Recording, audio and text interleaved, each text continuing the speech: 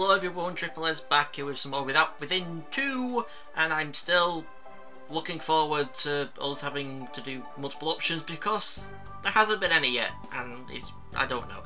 And I can't remember if I read this line last time, but whatever. A row of trees sat in between the two traffic lanes of Queen Street. Sunlight poked through the leaves, casting blocks of shadows across the pavement below. A flock of baby birds chirped as they landed from the trees and skipped along the soil.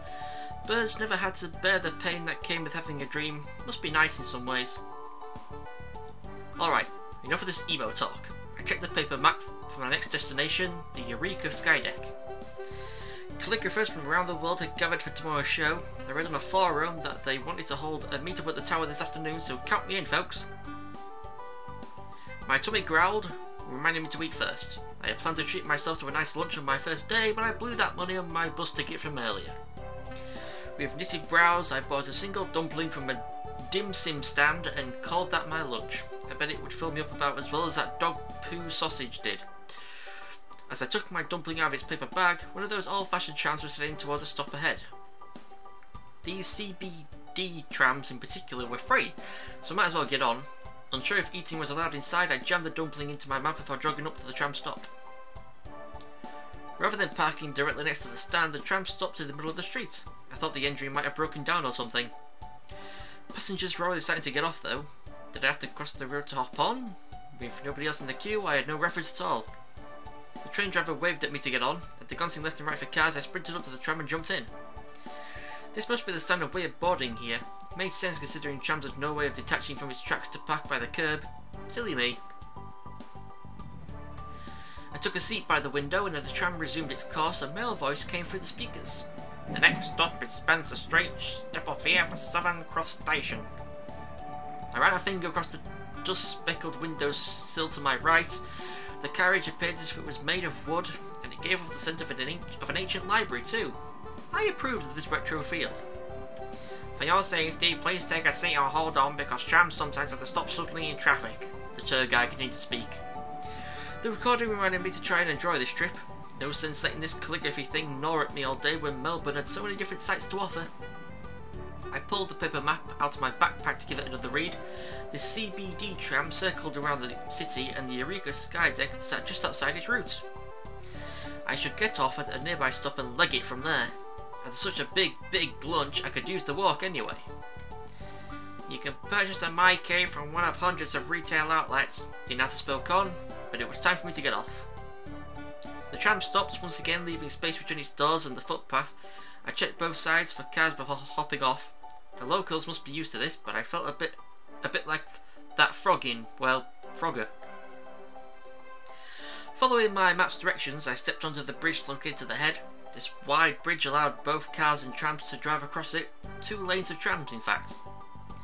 A lot of bicycles were swerving past me left and right. When I glanced down, I found a bicycle symbol painted underfoot, meaning I must have stumbled onto the bike lane by mistake.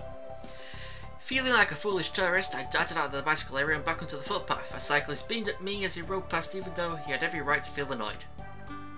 Under the bridge sat a river that glittered under the afternoon sun. The Yarra River, according to my research.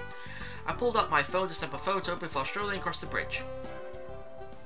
After a 10-minute walk, I arrived outside the Eureka Skydeck. The vertically aligned letters on the logo resembled a tower, which might be exactly what they were going for. A group of backpackers made their way through the automatic doors. They could well be the calligraphers from that forum I always lurked in. For some reason, seeing these forum users in real life made my brows stain with sweat, or maybe the walk from earlier had just tired me out. Come on, Vinty, these people shared your passion for calligraphy, so they should be seen as your allies. I wanted to tell myself that, but if so, why did I shiver as though I was treading into a minefield? Oh, to heck with it. Turning around now would just be silly. I squeezed my bag straps and stepped through the automatic doors. To my left stood a wooden wall with the tower's branding painted across it. A long slanted light hung overhead to illuminate this logo. On the far side, those backpackers from before were queuing up for the elevator. There were more people here than I expected. I hoped only a few of them were actual calligraphers. The man and lady behind the counter grinned as I approached them. With suits that well ironed, they could easily host their own TV shows. Good afternoon, the man said. Would you like to visit the tower? We have day and night tickets available, as well as a combo for a discounted price. The woman chimed in. Oh, I was doing the same voice for the man. The twins. They must be well rehearsed with this introduction speech of theirs. Admiring the night scene from the tower top would be nice, but I had best head to the hotel early for a good night's sleep, so I went with a day ticket. After I made the purchase, the male staff pointed at the dimly lit hallway. You will see the elevator on the far end. The lady nodded. Thank you, please enjoy the view. These two backed each other up with more grace than most married couples I knew. After saying thanks, I made my way down the hall into the elevator. The sky deck is the Southern Hemisphere's highest viewing platform. A male voice echoed as the numbers on the display soared faster than I could keep up. We might blast off into space at this rate. At 285 metres, that's the same as 20 of Melbourne's trams stacked on top of each other. The pre-recorded voice continued to list the tower's features. The upward force pressed my shoes against the floor, and the ear-popping sensation from the plane landing made a return, though it's far less severe this time around. Did you feel this way at all? That's normal. In fact, the Eureka Tower can sway 30 centimetres in each direction. This had to be the most powerful elevator I ever stepped foot in. The one in my apartment creaked at the floor free and broke twice a month, so no contest there. We're nearly there. Enjoy the view and listen for the sounds of Melbourne above you. Welcome to Eureka Skydeck. Welcome to the world of tomorrow. The number display stopped at 88. A staff greeted me on the other side as soon as the doors opened. I said hi back as I hopped off the elevator. The tower walls consisted of glass panels so clean that it might as well be invisible. I guess the staff maintain these panels daily to ensure customers got a clear view of the cityscape. There were binoculars set up around the tower, but with a view this clear, I had no issue with admiring the scene through my own eyes. I walked up to the nearest glass panel and took a glance down. This must indeed be the 88th floor, as the people below looked like rice grains. That must be how we all looked through Excelsior's eyes. Visitors snapped photos of Melbourne skyscrapers as they strolled around the tower, while this one dude was taking selfies with the souvenir shop as the background. To each his own, I suppose. I supposed. Or one.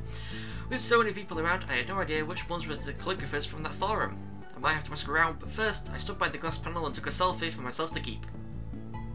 Whoa.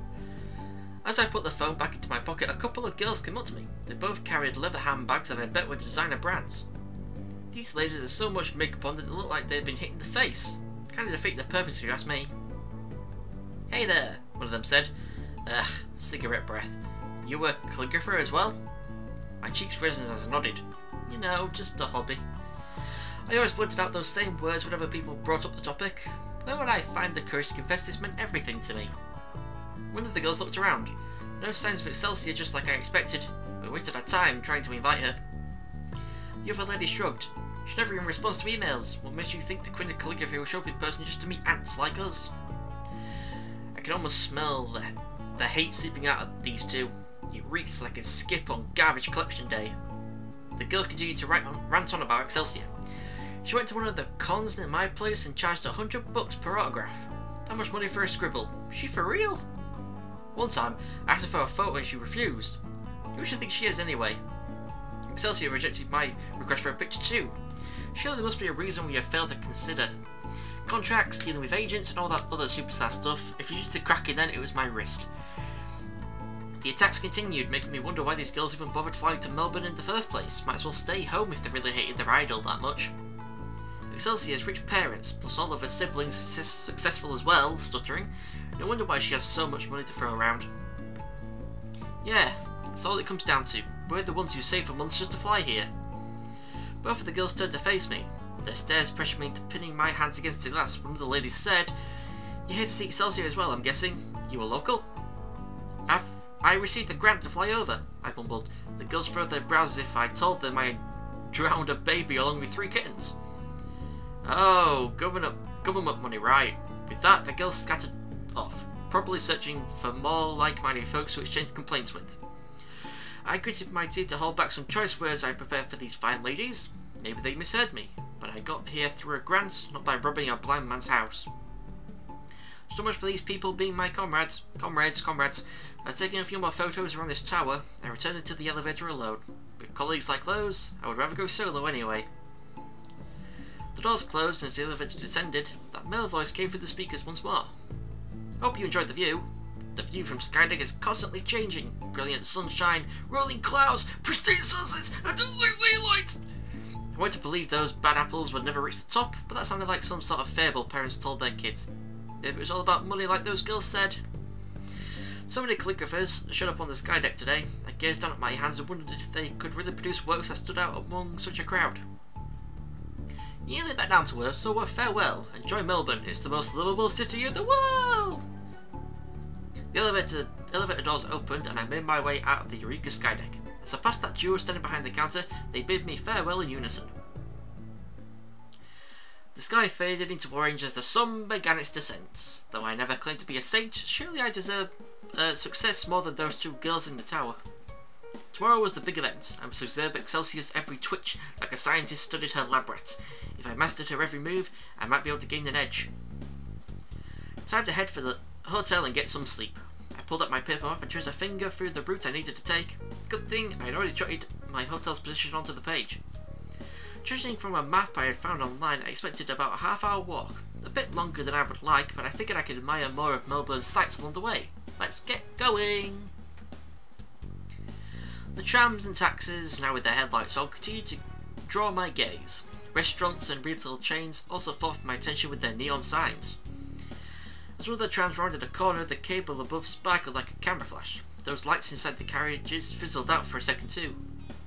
If I were inside that tram, I might have freaked out, but nobody inside or outside showed any reaction, so I guess this must be a common occurrence. Boy, the wind seemed to have really picked up. I should have brought a jumper along for this trip. Hopefully, I reached my hotel before it got too cold. I pulled up my phone to check the time. The clock had just hit 5:30 PM. That meant I should arrive at the hotel by around 6. The perfect time for dinner before hitting the stack. 5:45 PM, 6 PM, 6:30 PM. Okay, so maybe I should have given the online map a closer look. On screen, the hotel really looked like it was within walking distance. I checked my paper map to see how much further I had to go, and also I need to slow down speaking. At this pace, it might be 8 by the time I arrive at my hotel. Jesus Christ! I sensed an urge to tear this pathetic map into bits, but I resisted because we all knew who the real failure was. Now that I had wandered away from the city, I hardly bumped into anyone walking along these streets. Even the road had next to no traffic to speak of. I kept glancing around me to see if a taxi might drive by. Of course they would all disappear now that I really needed them. Travelling in a new country had thrilled me so much during the day, but under this dark sky, I realised how scary foreign places could be. Those deserted construction zones I passed hardly helped. The birds that sang throughout the day had all gone to sleep as well. A tram drove by once in a while, but I had no idea if any of them passed my destination. I should have researched properly instead of just giving that online map a passing glance. A steep bridge ahead paved way into an area shrouded in shadows. The path before me looked more like a forest than a residential. In fact, there might be no footpath for me to walk on at all. Even if there was, my shoes already felt like they had needles poking into them. I never bothered to see what the hotel's check-in hours were. If I arrived too late and the staff had gone to bed, I might spend the night outside in the cold. Speaking of temperature, without a jumper to wear, I might freeze at this rate. I sniffed over and over to try and keep my runny nose in check. Now that I thought about it, perhaps this map was wrong, and I had been heading in the opposite direction this whole time. The possibility made my eyes water up. When would I ever do something right for a change? With a shaky hand I pulled out my phone and made the call to hire a cab. This is still internet here, so I was able to look at the number. Knowing my luck, this phone could well have exploded right when I needed it most. With a life like mine, that would hardly be newsworthy. As I hung up, I figured I could have done a search on the tram routes instead. That probably would have been the cheaper alternative. Ah well, at this point, I just wanted to flop onto bed as soon as possible. A taxi drove in my direction and slowed down as it approached me. It must be the cab I had hired. I waved my hand and the taxi pulled over by the bridge for me to climb in. Oh, there we go. After closing the door, I told the driver the address of my hotel. He nodded and drove his cab across the bridge. At least that proved I'd been walking in the right direction this whole time. The street ahead did in fact resemble a forest, but a few metres later, we were back in another residential area. Geez, I could have dashed across this bridge and everything would be fine. The darkness had made everything seem so much creepier. After 3 or so minutes, the taxi pulled up outside my hotel. If I had known I was this close, I would have just crawled my way here, of course. I paid the driver and got out of his taxi. Right after I closed the door, the cab performed a U-turn and almost crashed into a honking tram as it sped back towards the city. The The hotel's automatic doors opened when I approached them. I stepped through and sighed in relief when I noticed the staff standing behind the counter to my left. The ceiling light shaded the lobby yellow, giving the place a royal feel. The man behind the counter wore a black suit, pardon me, which certainly suited the atmosphere. Yes. Good evening, the man said when I walked up to the counter. Looks like you've had a long day. I kinda walked all the way here from the city, I said. Well, that might be a lie since I got a taxi for the last stretch, but close enough. The staff raised his brows, looking unsure whether to find me impressive or foolish. Lesson learned, sir. I definitely plan to catch a tram back in the city tomorrow. Have you got a room booked? The man asked. I nodded. My name's Vinty. After checking his computer, the staff handed me an envelope with a pass card tucked inside. Sitting below this card was a piece of paper with the number 106 printed on it. Oh, at least we have actually got the room. That's on the first floor, the man smiled. Would you like to use our Wi-Fi as well? I recalled asking Excelsior to promote my work on social media, so tonight might be a good time to check if she had carried out my request. I nodded and the staff issued me another slip with a Wi-Fi password written on it. After thanking the man, I strode through another pair of automatic doors and found my way into the elevator hall. A fancy-looking vase sat on top of a wooden table in the corner. One of the elevators had an out-of-order notice tagged on its door. It was the only thing that reminded me of my apartment back home. On the other hand, I bet Excelsior's house put even this hotel to shame. She probably lived alone and still had like 50 elevators. The elevator found me still worked, so I walked in and let it send me up to the first floor. Oh, is she going to get confused, first floor to ground floor? I might collapse without a proper meal tonight, but that trek from earlier made me sweat quite a bit. Let me get into my room and take a shower first. Oh, no, it's fine. Once the elevator doors opened, I stepped out and located room 106 to my right. I walked up to the door and found a scanner on the adjacent wall. This must be the place where that card came in handy. Hey, I'm much new to this, so be nice. I had a rusty key for my wooden door back home. The numbers 106 glowed in blue above the scanner. Never in my life had I stayed in a place this grand. Relax, Vinty. This must be pretty standard in a lot of hotels. Wasn't in the hotel I stayed in London. I tapped my card against the scanner. A green dot lit up on the panel and the door made a clicking sound. I twisted the doorknob and as expected felt no resistance when I pushed. See, I had this technology thing all figured out. I opened the door and stepped into the dark room. Good thing I found some light switches on the wall to my right. After dumping my backpack onto the carpet, I flipped all the light switches on. Light switches. Let there be light, I thought, but not a single bulb lit up. I flipped the switches back and forth, but the room remained dim. Come on, I marathoned my way here, and now this. Like I said, I had technology figured out, and I knew a set of broken switches when I saw one. Shaking my head, I marched back onto the ground floor and confronted that staff in the lobby. None of the lights work, I said, pressing both hands against my hips. The man's smile never waned, making me sense just a tinge of guilt. You must insert your cards by the lights. There's a slot next to the switches. Would you like me to accompany you? The staff asked. Oh, I see. My ears heated up from the embarrassment. It's okay, thank you. Like I said, I used the rusty key for my wooden door back home. Never been much of a techie. I returned into room 106 and indeed there was a panel sitting next to the light switches. If I had paid more attention, I could have spared myself from this disgrace. Yay! Anyway, I slotted my cards into the panel before flipping the switches again. This time, all the lights in my room flickered to life. The bed here doubled the size of my one at home. Oh boy, I foresaw a fine evening of rest tonight. In fact, everything here was twice the size of what I had back home. The bathroom, shower, and even the fridge. Wait, I sold my fridge last month to pay the rent. Never mind. It felt nice to stay in a room without any wall cracks for a change. The wall to my left even had an art piece hanging on it. Some painting of a boat it looked like. A pile of magazines sat on a coffee table in the corner. Beside that was a sofa, worthy of being featured in a furniture store brochure. Next, I opened the fridge to see what was inside. Coke, beer, chips and biscuits. I doubted I could afford even the snacks, let alone the alcohol. The cost could really add up if I started pulling these things out, so I refrained and closed the door. This toilet here was no bigger than the one I had back home. Its seat, however, looked so polished I could probably use it as a mirror. Wouldn't be that great of an idea. I pressed the flush button and the water swirled so loudly it made me jump. My flush at home only seemed to work on Tuesdays. Oh, and every second Thursday, so it could be worse. I knew nothing about shampoo or soap brands, but the ones they left in the shower might be worth more than my apartment. The logos on their packaging glittered in gold, making me feel scared to even open them.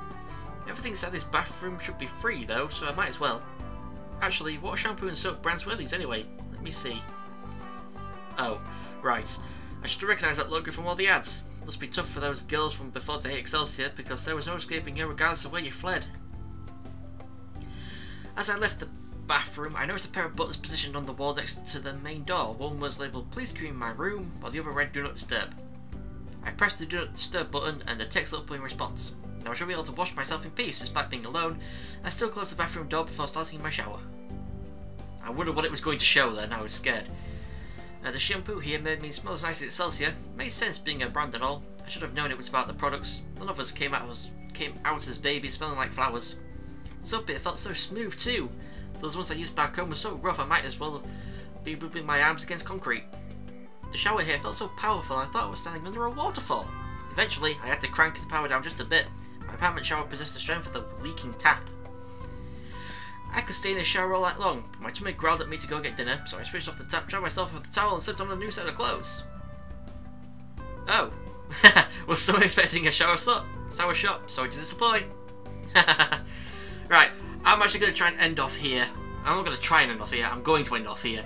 I was trying to maybe see if I could get to like her falling asleep and then end on that, so the next video will be the next day. But it's just the full experience of going to Melbourne and being in a hotel and stuff, so oh my god, I can tell you. The hotel I stayed in when I went to Comic-Con in London, not as nice as this place, but was still a pretty decent hotel. I love that hotel. But anyway, thank you all for watching. Oh my god, 20 minutes.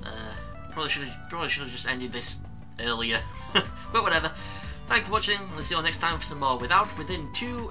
Again, still no like different options, so pretty different from the last game. But yeah, thank you for watching. See you next time. Goodbye. First off, I have to read through them. But where the heck are they? I told them when my plane was coming in, I figured they could come to meet me. I think it does that. I've done that every time I've started playing this game. Since the hit that Professor Lemoncure's village was,